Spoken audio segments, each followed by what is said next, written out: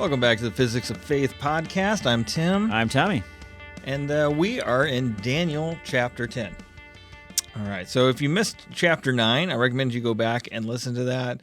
Chapter 9 was Daniel's prayer about the release of the captive Israel from the land of Babylon. And God hears his prayer, sends Gabriel down, and he gives him a word about the end times, which is really interesting. Yeah. Yeah.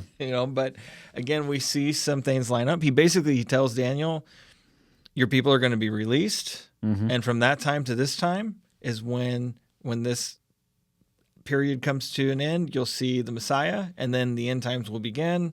And he kind of explains that to him. And we see very much that lines up with when the folks are released to when Jesus comes. Right. So now we're going to go to chapter 10, and Daniel's now going to get a new vision. And so we are back to the visions here. So why don't we jump in? And I'm going to start with just verse 1 so we can get some context. All right. So this is Daniel chapter 10, verse 1.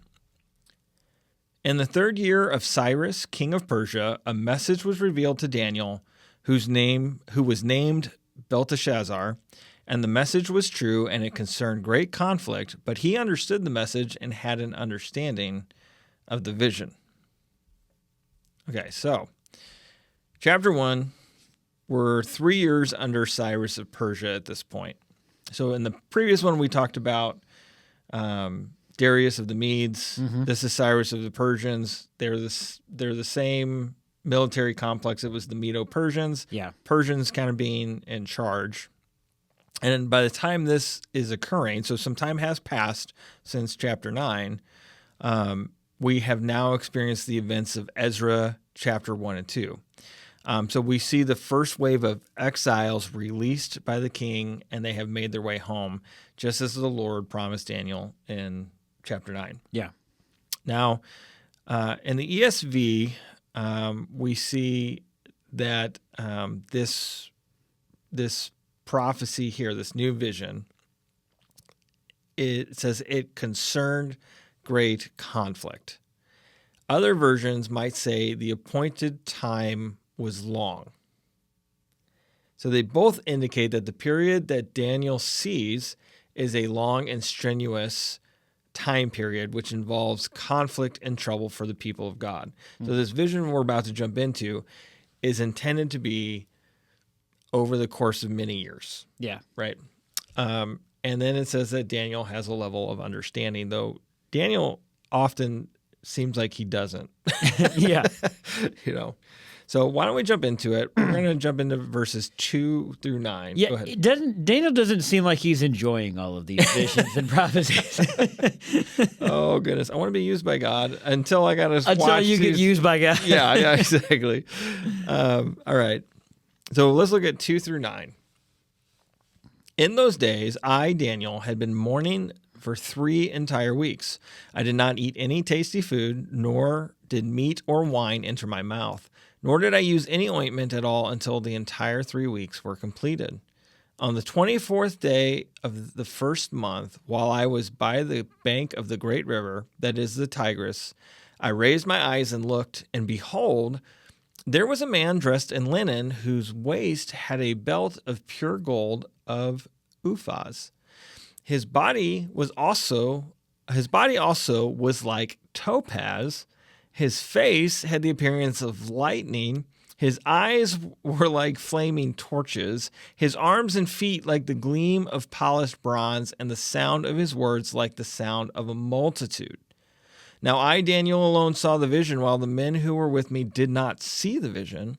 Nevertheless, a great fear fell on them, and they ran away to hide themselves. So I was left alone and saw this great vision, yet no strength was left in me. For my complexion turned to a deathly pallor, and I retained no strength. But I heard the sound of his words, and as soon as I heard the sound of his words, I fell into a deep sleep on my face, with my face to the ground. I didn't catch this the first time. Basically, Daniel is at Burning Man. Yeah, Nevada. that's exactly what's happening. And then, and then some EDM act takes the stage, and here we are. Yeah. All right. So Daniel is in a type of mourning, despite the release of some of the exiles. So he might be mourning because the journey for them is difficult. Mm-hmm. He might be mourning because he's now 84 years old, and he'll be staying here and continuing to serve as opposed to going back with them. Yeah. But the reason for his mourning is not really explained in this book. Right. Now he's out on the bank of the Tigris, and he sees a man. Now he calls him a man, but then when you read his description, it's a very intense description, right? A body like topaz, a face like lightning, eyes like torches. There's all of these aspects of him that are just fantastical and amazing, right? Yeah. And his voice is like a multitude. So this could be an angel. This could be a messenger of God. It could also be Jesus. Mm-hmm. As some note that the description is very similar to the one in Revelation chapter 1, 12 through 16. So either way, he is a very frightening being to behold or to even be in the presence of without even seeing him. Right. Well, and not only that, but the fact that you're the only one that sees him. Yeah. The men that he was with, he was the only one that saw it. You see something that crazy and you're like, okay, what's going on?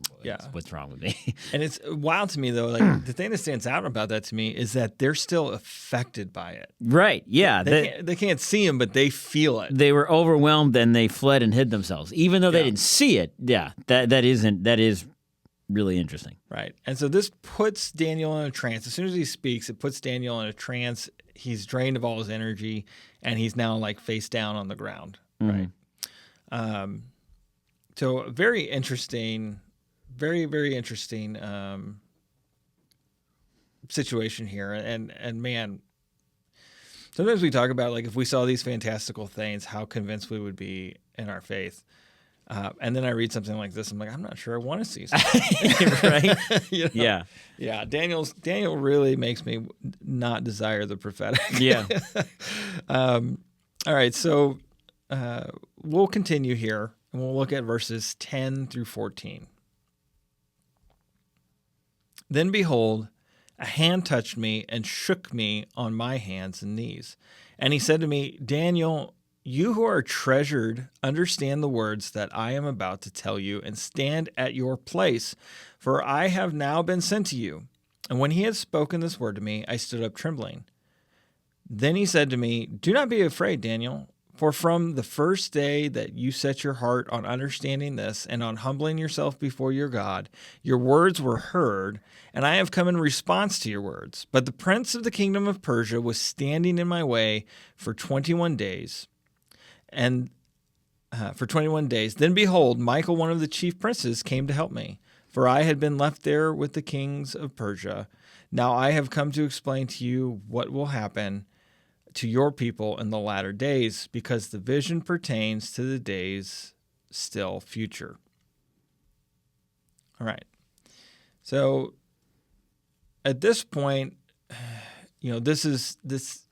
it feels much more like an angel at this point because he's telling, first he starts by telling him that Daniel's beloved and that God has sent him with a message and sent him out like immediately from the beginning when Daniel's tried to start understanding things. Second chapter in a row, we hear Daniel mourning or praying and God immediately sends someone. Yeah, absolutely. And it's interesting too because, what did Daniel do that was so great? Like to be appreciated by God, he kept his commandments. Exactly. Right. He worshipped him and he put him first. Right. Yeah. I mean, there wasn't, as you mentioned, like he wasn't a conquering hero like David. He didn't lead the Israelites out of it. He was obedient, when everyone bowed and worshiped this guy, he didn't. When everyone was, he was countercultural to the culture around him. Yeah. Which for me, is why Daniel really speaks to me as a model of Yeah. how to practice your faith Yeah. in a place that does not accept your faith. Right. In a place that is hostile towards your faith. Yeah. That may try to get you canceled or thrown into a lion's den Yeah. because of your faith, right? Yeah. I think there's a lot for us to glean from the fortitude that Daniel shows in his faith and the Right. trust that he puts in God. And because of his faith in God, God, it's like, dude, you're the best. Love you. Like, Yeah. Let's talk. Yeah. You know? For sure. So this might be a response to his prayer in chapter 9. It might just be a response to Daniel's overall demeanor. We know that before Daniel prayed, he started by seeking the scriptures, Yeah. right? He's reading through. He's keeping God at the forefront. He's always got on his mind the things of God. Mm-hmm. And maybe this is in reference to his mourning. Maybe Yeah. he was in mourning because he was contemplating the things that God had previously shown him. Yeah. And the moment he started setting his mind to those things, an answer was sent to him. Right. But what happens? The angel's delayed by the prince of Persia, right? So Michael, the archangel, shows up and tries to help him. Now, consider this. Daniel's been in mourning for 3 weeks, and this angel says he was delayed for 21 days, Mm-hmm. right? So this is... and I have that written here, but I'm not. Oh, yeah, there it is in verse 13. Yeah. So he's been Resisted me 21 days. right. So he's been held up for 21 days, and Daniel's been mourning for 3 weeks. So there's got to be some correlation to that, Right. right? Something interesting here is he talks about Well, yeah. It was on the 24th day of the. Well, I guess the 24th day of the month. That doesn't necessarily mean the 24th day of him mourning. So I guess that was really more the time frame. So Yeah. never mind. now he talks about the prince of Persia, the kings of Persia, the kingdom of Persia. These kings and princes have to be spiritual in nature, Right. right? And so somehow there is something there that rivals the angels and carries a similar title because Michael is a chief prince. So he carries this title of prince, right? And they're fighting the prince of Persia and the kings of Persia, right?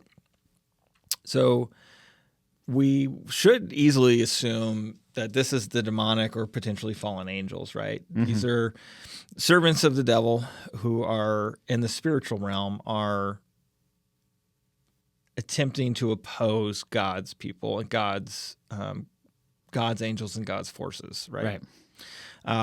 Something to remember about that, we discussed this a couple chapters ago. We think, we see this idea of a battle, but ultimately God is a judge, Mm-hmm. and it's already won. Yeah. So now the angel is going to explain what will happen to Daniel's people in the latter days. That's why he's coming to him. All right. Any other thoughts on that? No, not that I can think of. Okay. So let's look at 15 through 17. When he had spoken to me according to these words, I turned my face toward the ground and became speechless. And behold, one who resembled a human was touching my lips. And I opened my mouth and spoke and said to him who was standing before me, My Lord, due to the vision, anguish has come upon me, and I have retained no strength.